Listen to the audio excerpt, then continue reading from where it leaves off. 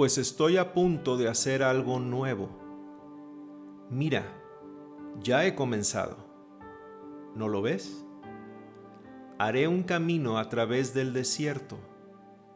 Crearé ríos en la tierra árida y baldía.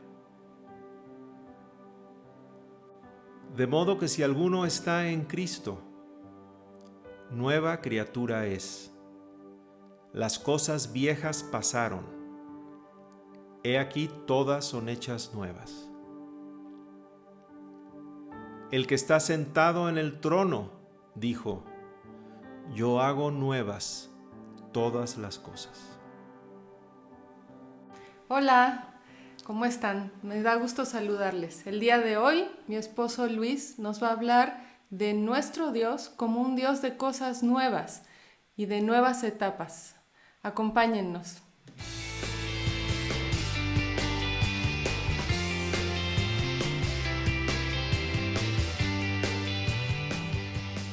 Hola. Como dijo mi esposa, Dios es un Dios de cosas nuevas. Es un Dios creativo, es un Dios que tiene etapas y nuevos inicios para nosotros como individuos y también en la historia de la humanidad. A través de la Biblia podemos ver que esto es verdad y también hay una fiesta que nos habla de este tema. En la Biblia, en el Antiguo Testamento, Dios instituyó 7 fiestas para su pueblo. Todo esto lo podemos ver en Levítico 23. Una de esas 7 fiestas, que es la fiesta de las trompetas, se celebra precisamente en estos días. Nosotros, como creyentes en Jesús, no estamos llamados a guardar estas fiestas que eran de una etapa anterior del pueblo judío, pero sí es importante para nosotros que las entendamos y las recordemos, porque cada una de estas fiestas tiene para nosotros una base, o es una enseñanza de una base fundamental para nuestra fe. En el libro de Números, en el capítulo 29, vamos a leer la descripción de la fiesta de la que les estoy hablando. En el versículo 1 dice: en el 7º mes, y el calendario judío sabemos que es distinto al calendario nuestro, estamos ahora en el 7º mes judío, el 1 del mes tendrán santa convocación. Ninguna obra de siervos harán, les será día de sonar las trompetas. El número 7 en la Biblia simboliza los juramentos de Dios. Es cuando Dios cumple sus juramentos y normalmente tiene que ver con la plenitud de un tiempo en lo cual se cumple algo que Dios había previamente prometido. Y precisamente la fecha que estamos leyendo acá, el 1 del 7º mes, pues corresponde a esta fiesta que se celebra del 18 al 20 de septiembre en este año y que para los judíos es el inicio de un año nuevo, tomando en cuenta desde la creación de Adán. Aquí nos habla de, básicamente la esencia de esta celebración era el tocar las trompetas.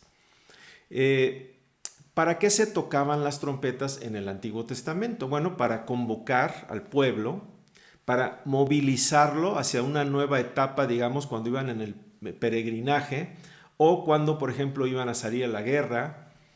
Y también las trompetas simbolizan la voz de Dios y simbolizan el inicio de una nueva etapa. Entonces nosotros hoy vamos a hablar de estas nuevas etapas que Dios tiene para nosotros. Primero quisiera darles un panorama macro de la historia desde el punto de vista de Dios y cuál es esa nueva etapa que la fiesta de las trompetas está simbolizando para nosotros o está queriendo recordarnos como parte esencial de la fe del creyente. Y luego queremos darte, mi esposa y yo, un mensaje para ti de manera personal. Entonces, durante esta plática me gustaría poder responder 3 preguntas. La primera es: en qué etapa de la historia estamos desde el punto de vista de Dios. La segunda pregunta es, ¿de qué se trata esa nueva etapa que viene, que somos enseñados a pensar en esa nueva etapa? Y número 3, ¿cómo vivir sabiamente en la etapa presente y que esta sea una preparación para la porvenir? Bueno, ¿en qué etapa de la historia estamos ahora? Tenemos esta franja sin fin, que es la eternidad, que es donde Dios vive. Y dentro de esta eternidad se abre, digamos, un pequeño trozo, un pequeño paréntesis, que es la era en la que la humanidad vive. Esta era se conoce en las escrituras como el presente siglo malo o el presente siglo, y nos habla de un tiempo en esta eternidad donde, digamos, el enfoque está en el ser humano, pero es un ser humano que desde el inicio decidió vivir apartado de Dios. Entonces voy a leer un par de citas que nos describen esta etapa, aunque se habla mucho en las escrituras acerca de ella. Efesios 2, del 1 al 3, dice: Hace tiempo ustedes estaban espiritualmente muertos a causa de sus pecados y sus ofensas contra Dios. Antes vivían pecando, igual que todo el mundo, y se dejaban guiar por el que gobierna las fuerzas de maldad que están en el aire y que todavía actúa por medio de los que desobedecen a Dios. Todos nosotros vivíamos así antes. Nuestra forma de vida era complacer los deseos perversos de nuestra naturaleza carnal. Hacíamos cualquier cosa que la naturaleza carnal deseara o que la mente pudiera imaginar. Tal como los demás, merecíamos que Dios nos castigara con su enojo. Más adelante, en el verso 12 de este mismo capítulo de Efesios, nos sigue describiendo este tipo de vida. Dice, era una vida sin Dios, o sea, sin una relación con Él, no carente a lo mejor de la creencia o de una religión, pero sí carente de una relación con Dios y sin esperanza. Dentro de esta era en la que estamos viviendo, que se caracteriza por esa separación, pero que también Dios tiene un plan, vemos a Dios obrando en 3 grandes etapas de la historia humana. La primera, y como alguna vez en un video dije, son etapas de aproximadamente 2000 años cada una. En la primera gran etapa, que podemos leer acerca de ella en Génesis, en el libro de Génesis, es un tiempo donde Dios interviene en la historia de la humanidad a través de hombres y mujeres de fe que caminaron con Él. Luego viene la etapa de la ley y del pueblo de Dios, un pueblo que Dios instituye, el pueblo judío, que vive en base a una ley que Dios les da a través de Moisés. Esta es la etapa que abarca prácticamente todo el Antiguo Testamento. Pero todo esto siempre estaba señalando hacia una tercera y última etapa, que es lo que la Biblia se conoce como los últimos tiempos, y que es a partir del Señor Jesucristo, que es la etapa donde el enfoque está hacia lo que Jesús hizo y hacia una vida de obediencia y de fe en Él. Evidentemente nosotros estamos en esta última etapa, pero aún dentro de esta última etapa, que ya casi tiene 2000 años, estamos, de acuerdo a las señales que podemos ver, viviendo muy cerca del final de esta etapa. Lucas 21-28 dice: cuando todo esto comience a suceder, cobren aliento y levanten la cabeza, porque la liberación ya está cerca. Entonces, estamos acercándonos al fin de esta era. Viene no solamente una nueva etapa, sino viene una nueva era, una era donde el hombre ya no estará separado de Dios. Entonces entramos a la segunda pregunta: ¿de qué se trata esta nueva era que viene para la humanidad? Bueno, hay muchas citas que hablan de esto, así que yo elegí algunas para que podamos visualizar esto y las vamos a leer. La primera es Primera Tesalonicenses 4, del 16 al 18, donde dice: porque el Señor mismo descenderá del cielo con aclamación, con voz de arcángel y con trompeta de Dios. Ahí está la trompeta, ahí está lo que esta fiesta nos está queriendo recordar y señalar y que esté presente en nuestra mente y en nuestro corazón. Y los muertos en Cristo resucitarán primero. Luego nosotros, los que vivimos y habremos quedado, seremos arrebatados juntamente con ellos en las nubes para el encuentro con el Señor en el aire. Y así estaremos siempre con el Señor. Por tanto, aliéntense los unos a los otros con estas palabras. 1 Corintios 15, del 51 al 58, también nos habla de esta nueva era. He aquí, les digo un misterio. No todos dormiremos, es decir, moriremos, pero todos seremos transformados en un instante, en un abrir y cerrar de ojos, a la trompeta final. Porque sonará la trompeta, y los muertos serán resucitados sin corrupción, y nosotros seremos transformados. Porque es necesario que esto corruptible sea vestido de incorrupción, y que esto mortal sea vestido de inmortalidad. Y cuando esto corruptible se vista de incorrupción y esto mortal se vista de inmortalidad, entonces se cumplirá la palabra que está escrita: sorbida es la muerte en victoria. ¿Dónde está, oh muerte, tu victoria? ¿Dónde está, oh muerte, tu aguijón? Pues el aguijón de la muerte es el pecado, y el poder del pecado es la ley. Pero gracias a Dios que nos da la victoria por medio de nuestro Señor Jesucristo.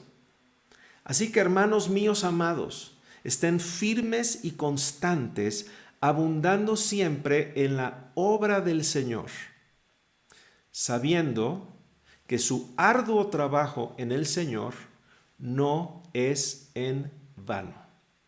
Seguimos leyendo Romanos 8, del 18 al 23.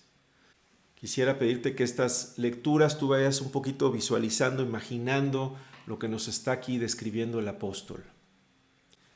Sin embargo, lo que ahora sufrimos no es nada comparado con la gloria que Él nos revelará más adelante. Pues toda la creación espera con anhelo el día futuro en que Dios revelará quiénes son verdaderamente sus hijos. Contra su propia voluntad, toda la creación quedó sujeta a la maldición de Dios. Sin embargo, con gran esperanza, la creación espera el día en que será liberada de la muerte y la descomposición y se unirá a la gloria de los hijos de Dios.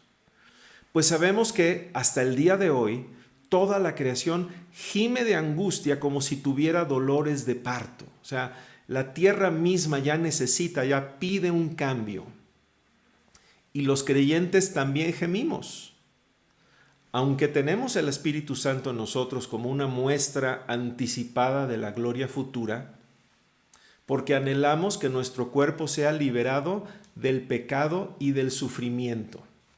El otro día yo hablaba con un amigo acerca de algunos achaques que tengo, algunos dolorcillos de espalda y que han sido algo que me ha molestado ya durante algún tiempo. Y me decía él también, pues es que es un recordatorio de que estamos de paso, ¿no? Por eso dice aquí el apóstol, nosotros también deseamos con una esperanza ferviente que llegue el día en que Dios nos dé todos nuestros derechos como hijos adoptivos, incluido el nuevo cuerpo que nos prometió. Todo el capítulo 15 de Primera de los Corintios es una descripción de este nuevo cuerpo, que es parte de esa gran herencia a la que somos llamados en esa era que iniciará con el sonido de una trompeta y con el encuentro con el Señor en el aire. Termino con Apocalipsis 21 del 1 al 5, donde está uno de los versículos que leímos al inicio del video. Vi un cielo nuevo y una tierra nueva, porque el primer cielo y la primera tierra pasaron, y el mar ya no existe más. Y yo vi la santa ciudad, la nueva Jerusalén, que descendía del cielo de parte de Dios, preparada como una novia adornada para su esposo. Oí una gran voz que procedía del trono, diciendo: He aquí el tabernáculo de Dios está con los hombres, y Él habitará con ellos, y ellos serán su pueblo. Y Dios mismo estará con ellos, como su Dios. Y Dios enjugará toda lágrima de los ojos de ellos. No habrá más muerte, ni habrá más llanto, ni clamor, ni dolor, porque las primeras cosas ya pasaron. El que estaba sentado en el trono dijo: He aquí, yo hago nuevas todas las cosas. Y dijo: Escribe, porque estas palabras son fieles y verdaderas. Esta esperanza gloriosa o esperanza bienaventurada de la que estamos hablando ha sido una constante en los hombres y mujeres de fe, aún de los hombres y mujeres de fe de los que habla el libro de Génesis. Ellos vivían con esta visión de esta nueva era de parte de Dios. Por ejemplo, en Hebreos 11:10 nos habla de Abraham y dice que él esperaba con confianza una ciudad con cimientos eternos, una ciudad diseñada y construida por Dios. Entonces podemos ver que había una cierta, como un tipo de dualidad. Por un lado tenían ellos promesas de cosas que Dios iba a hacer en esta tierra. En el caso de Abraham, Dios le había dicho que la tierra a la que él lo había trasladado iba a ser para su descendencia. Entonces él tenía la visión de una tierra, de una promesa que se cumpliría en esta tierra. Pero él mismo sabía que iba a morir y que Dios es un Dios eterno. Entonces él entendía que a medida que él era fiel en hacer lo que Dios le estaba diciendo para esta tierra, lo de esta tierra era una sombra solamente de lo que verdaderamente Dios tenía para él y que tenía que ver con la vida futura. Así es para nosotros también hoy. Entonces, las tareas que el Señor nos da en esta tierra, las promesas que el Señor nos da para esta tierra son simbólicas de aquello que Dios tiene para nosotros más adelante. Cerca está entonces el tiempo de esa redención, de esa transformación, y también este será un tiempo de recompensas. El apóstol Pablo nos habla del tribunal de Cristo, donde cada creyente recibirá de acuerdo a lo que haya hecho mientras estaba en esta vida, sea bueno o sea malo. Y nos habla que una de estas recompensas tendrá que ver con reinar con Él. En esa nueva era donde el Señor vivirá en medio de los hombres, dice que reinaremos con Él. El libro de Apocalipsis nos habla de esto, el libro de Daniel en el capítulo 7 nos habla de esto. Entonces alguien me dijo una vez que esta vida es para los creyentes como si fuera una entrevista de trabajo, porque ¿a quiénes van a ser a las personas a las que el Señor delegará, digamos, el gobierno de esta nueva era de parte de Él? Pues a los que hayan sido fieles a Él en esta vida. Por eso Jesús en el Evangelio de Mateo, en los capítulos 24 y 25, nos habla de este tema. Y esto nos lleva a la tercera pregunta de hoy. ¿Cómo vivir sabiamente en la etapa presente o en la era presente como preparación para la que viene? Bueno, podemos entonces leer la parte final del capítulo 24 de Mateo y el capítulo 25 para encontrar la respuesta a esta pregunta. Me gustaría decirles que hay dos maneras que a veces los creyentes optan cuando se habla de los últimos tiempos, que son maneras que no debemos nosotros imitar. Una es una manera especulativa, ¿no? Estar ahí viendo el día, la hora, los años, cuándo es que va a regresar el Señor y tener toda una serie de básicamente especulaciones donde el Señor Jesús nos dice que el día y la hora nadie lo sabe. La otra es también a veces un cristianismo que opta por esconderse, por aislarse, por por separarse, digamos, de la realidad del mundo. Y también vemos que en una de las parábolas, uno de los siervos dice, me escondí porque tuve miedo, ¿no? Entonces tampoco es el cómo podemos responder al pensar que estamos en los últimos de los últimos tiempos. Entonces vamos a leer cómo el Señor nos enseña. En Mateo 24, 45 al 47, dice, un sirviente fiel y sensato es aquel a quien el amo puede darle la responsabilidad de dirigir a los demás sirvientes y alimentarlos. Creo que esta es la palabra clave. Si el amo regresa y encuentra que el sirviente ha hecho un buen trabajo, habrá una recompensa. Les digo la verdad, el amo pondrá a este sirviente a cargo de todo lo que posee. Entonces este es un cuadro de ese amo que regresa, el Señor regresando, y entonces haciendo cuentas con sus siervos y recompensando a los que fueron fieles. Y dice, le pondrá sobre todo, ¿no? Entonces hablamos de este reinar con Cristo en la eternidad. Entonces yo te quiero preguntar, ¿eres tú un líder? Tal vez eres un líder de tu casa, padre o tal vez madre que tienes a cargo tu casa. Tal vez eres un líder en el trabajo, tal vez eres un empresario o tal vez eres un líder de un departamento laboralmente o en la iglesia, tal vez tú estás a cargo de un ministerio. Dios te ha concedido estar a cargo de los niños, de la alabanza, de enseñar a otras personas, a nuevos creyentes. O a lo mejor eres un líder, digamos que goza tal vez en el lugar donde vivas de popularidad y los vecinos. Eres un líder, digamos, entre los vecinos, no necesariamente que has sido nombrado líder, pero que tienes esa popularidad, o en la familia o con los amigos. Me gustaría que tú pensaras quién es tu casa. Tu casa es el área de influencia donde tú ejerces un liderazgo. ¿Y qué dice aquí el Señor? Que te pone para alimentar a esas personas.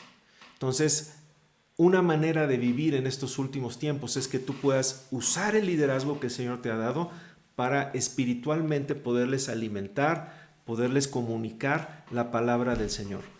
Vivimos en tiempos, y Jesús lo dijo, donde habría muchos falsos profetas, muchos falsos maestros, incluso la Biblia habla de doctrinas de demonios. Entonces hay mucha mala información ahí. Mucha gente está como ovejas sin pastor, perdida, sin saber qué hacer. Y el Señor quiere tomarte a ti y a mí para que podamos alimentar a sus ovejas, y por eso el Señor es que te ha dado una posición de autoridad. Entonces, si tú eres fiel en eso, el Señor te va a recompensar. Nosotros tenemos un programa en la congregación que se llama Multiplicadores. Yo cada semana me reúno con un grupo de personas, estudiamos un tema de la Biblia, luego ellos se lo dan a otros y ellos se los dan a otros, y es como una manera en que podemos alimentar a las personas que el Señor ha puesto a nuestro alrededor. Si estás interesado, pues contáctanos a través de nuestras redes sociales para que podamos darte más información de este programa. Por cierto, estas parábolas yo las desarrollé con más amplitud en algunos videos anteriores, por lo cual aquí hago una pequeña pausa y te animo a que te suscribas a nuestro canal de YouTube, que es Mensajes de Plenitud, para que puedas checar esos videos anteriores. Pero bueno, en el capítulo 25 leemos una siguiente parábola que el Señor Jesús nos da para enseñarnos a vivir en estos tiempos finales. Y es la parábola de las 10 vírgenes. Y para resumir, esta parábola tiene que ver con nuestra relación con el Señor. Es un servicio, pero directamente al esposo. No es un servicio a los siervos o a los demás siervos, a los consiervos, como la primera parábola, sino aquí habla de estar preparados para el esposo, para recibirle a él. Y nos habla de la importancia del aceite, de las lámparas que llevaban estas vírgenes que esperaban al esposo. Entonces aquí nos habla de nuestra relación personal con el Señor, que cuando es ayudada por el Espíritu Santo, nos mantiene encendida nuestra vida de fe y nuestra vida de oración. Eso es bien importante también cuidar. Tu vida de relación personal con el Señor, el pasar tiempos con Él y que eso mantenga la fe avivada que se expresa en una vida de oración viva, perdón la redundancia, hacia nuestro Dios. La tercera parábola es la parábola de los talentos. Y ahí nos habla de unos siervos a los cuales el Señor les repartió unas monedas, unas bolsas de monedas, y unos siervos fueron, dice, y salieron y ganaron más monedas. ¿Qué puede tener el simbolismo para nosotros? Bueno, en un pasaje paralelo, que es Lucas capítulo 19, verso 13, que es una parábola muy parecida, dice que estos siervos negociaron. Incluso Jesús les dio la orden y les dijo, salgan y negocien. Entonces, ¿de qué nos habla esto? De poder salir al mundo, poder negociar con el mundo, o sea, involucrarnos, estudiar en la universidad, tener un trabajo, o sea, salir, no escondernos, no quedarnos escondidos como el siervo al que el amo reprendió por temeroso, sino en fe, salir al mundo, negociar con el mundo, porque nos habla de el poder ganar, yo lo veo como ganar personas o ganar almas a medida que nosotros estamos negociando en el mundo.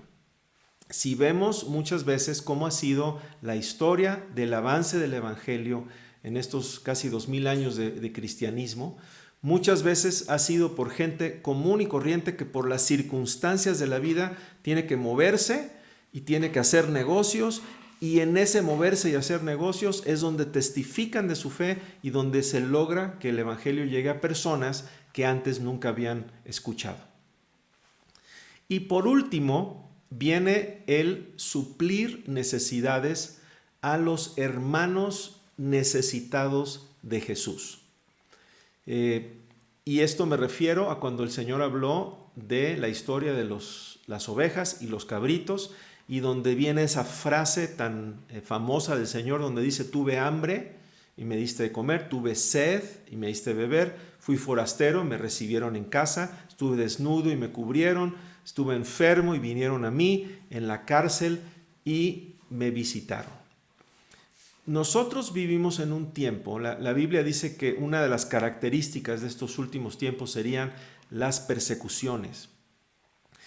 Para muchas personas en el mundo y aún en nuestro propio país, el ser cristiano implica un precio muy alto que pagar, que puede simbolizar padecer hambre o sed o cualquiera de las cosas que acabamos de mencionar hace un momento. Entonces el Señor nos dice, ustedes me vieron en esa situación y me ayudaron. Entonces yo creo que esto nos habla de la responsabilidad que tenemos con la gente que está padeciendo y en especial con la gente que padece por causa de su fe. Desde luego estoy haciendo aquí un resumen muy rápido de conceptos que he desarrollado con más profundidad en videos anteriores. Pero yo te quiero preguntar algo. ¿Estás viviendo con sabiduría en estos últimos tiempos? No permitas que los afanes de esta vida te ahoguen, de este siglo presente, te ahoguen como las espinas, y que la palabra que Dios sembró en tu corazón no dé fruto. Te animo a que le des prioridad al reino, porque al hacerlo así, además de que no perderás tu recompensa futura, Dios promete cuidar de ti. Él dijo, busca primero el reino de Dios y su justicia, y todo lo demás te será dado por añadidura. No dijo solamente busca el reino de Dios. Hay que salir a trabajar, hay que esforzarse en esta vida también. La Biblia dice que el que no trabaja, que no coma. Lo que el Señor sí dijo es, busca primero el reino de Dios y entonces todo lo demás va a venir. La Escritura dice, nunca he visto justo desamparado, ni su descendencia que mendigue pan. Entonces a veces nos puede pasar un poco como a la viuda de Elías, ¿no? Que dijo, es que solamente me queda esto. Y el consejo que le dio Elías fue, dame primero a mí y nunca te va a faltar. Entonces dale primero a Dios. Pasa tiempo con Él en oración. Búscale cada día, lee su palabra, que esté avivada el fuego de tu corazón. Dedica tiempo para alimentar a tu casa, espiritualmente hablando me refiero. Y cuando salgas al mundo a trabajar, a hacer negocios, que el Señor está contigo, vas a poder dar testimonio y vas a poder ganar también gente en esos contextos. Y de lo que el Señor te da, acuérdate de aquellos que padecen necesidad, acuérdate también de los misioneros que están trabajando en áreas difíciles y que están a veces ellos mismos expuestos a hambre o a situaciones difíciles, y acuérdate de ellos y haz algo por ellos, invierte en esto. Eso sería vivir sabiamente en estos últimos tiempos. Padre, yo quiero orar por las personas que están escuchando y viendo este video. Quiero orar por tus hijos y tus hijas, tus siervos y tus siervas. Y quiero pedirte que en este momento tú levantes toda carga que tú no pusiste, porque tu palabra dice que tu carga es ligera y que tu yugo es fácil. Quiero orar para que tú ayudes a todos nosotros y a mis hermanos y a mis hermanas a liberarse de toda carga y yugo de afanes y de situaciones, y que en su corazón sepan con toda certeza que si buscan primero tu reino, todo lo demás vendrá por añadidura. Que recuerden que están aquí de paso, que recuerden que ya son tuyos, y que recuerden que hay una era nueva que tú has preparado. Yo voy a preparar lugar para ustedes, dijiste, para que donde yo estoy, ustedes también estén. Tú estás pensando en ellos para esa era, y tú estás preparándonos, y tú estás animándonos a ser fieles para que tengamos una gran recompensa de parte tuya. Así que yo quiero que sean animados y fortalecidos en su ser interior por tu Espíritu Santo. Te lo pido, Padre, y te doy gracias. Amén.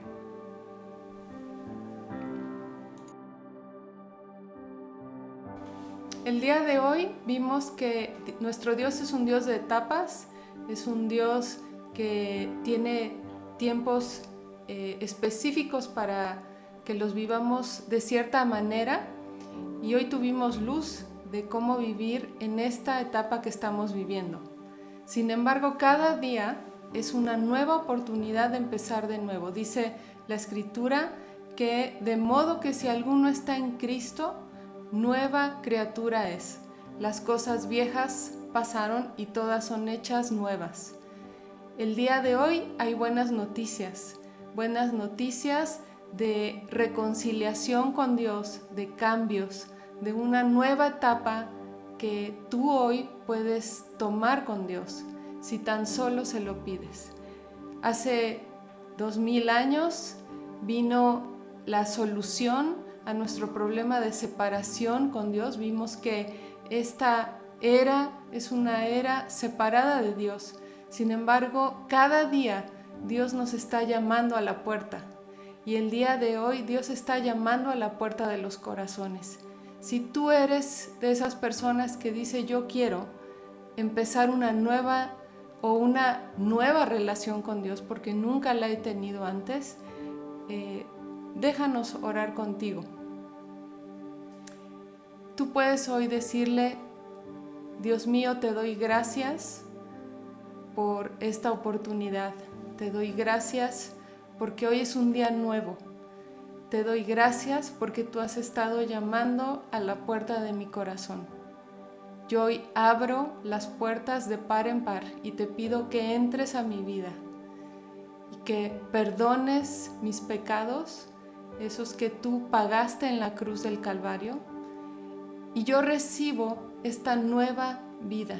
Yo recibo esta promesa de que tú haces nuevas todas las cosas. Toma mi vida, toma mi familia, toma mis proyectos, toma mi agenda y que a partir de hoy se haga tu voluntad y no la mía. Te doy gracias. Amén.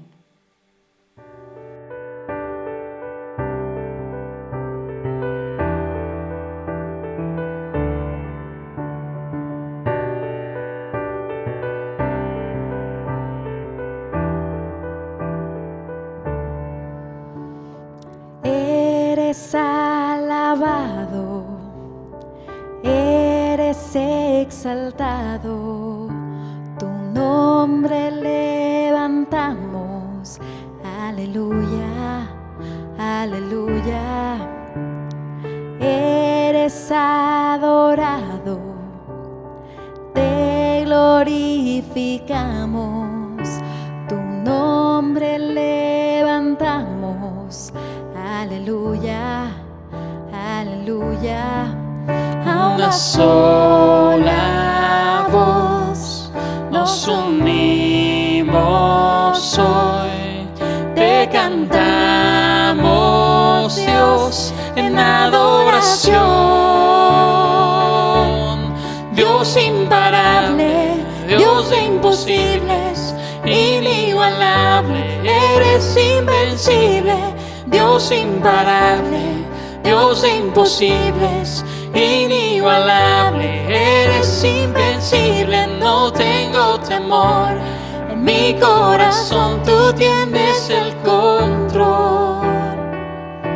No tengo temor, en mi corazón tú tienes el control.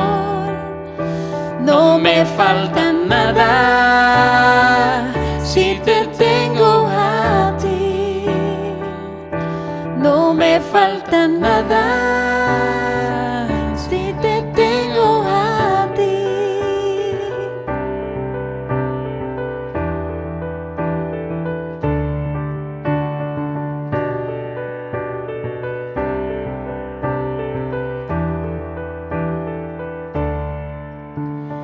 Eres alabado, eres exaltado, tu nombre levantamos, aleluya, aleluya. A una sola voz nos unimos hoy, te cantamos, Dios, en adoración. Dios imparable, Dios de imposibles, inigualable, eres invencible. Dios imparable, Dios de imposibles, inigualable, eres invencible. No tengo temor, en mi corazón tú tienes el control. No tengo temor, en mi corazón tú tienes el control. No me falta nada si te tengo a ti. No me falta nada si te tengo a ti.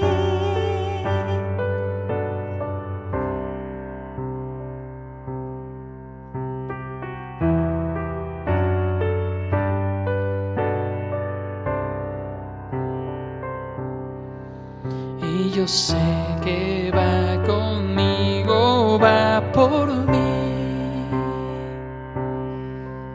y quien a mis enemigos hace huir. Y yo sé que va conmigo, va por mí, y quien a mis enemigos hace huir.